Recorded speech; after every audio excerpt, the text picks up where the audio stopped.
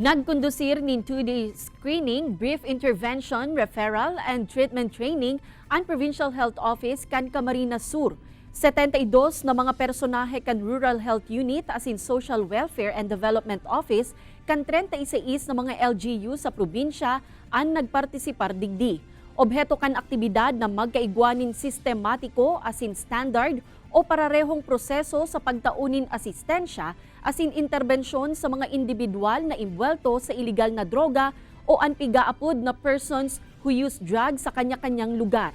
Mga representante halit sa DOH Bicol Center for Health Development ang nagtukar kan nasambit na proseso. Sigun kay Provincial Drugs Program Coordinator Glenn Pida, importante na ma-assess kung ang kaso kan individual nasa low risk, mild o severe classification.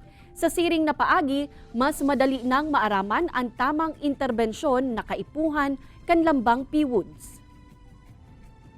Before mo i-refer sa sa treatment rehabilitation center, ang kailangan muna duman muna sa mababang level, which is LGU, kung saan i-assess muna ng mga nurses, mga trained nurses natin,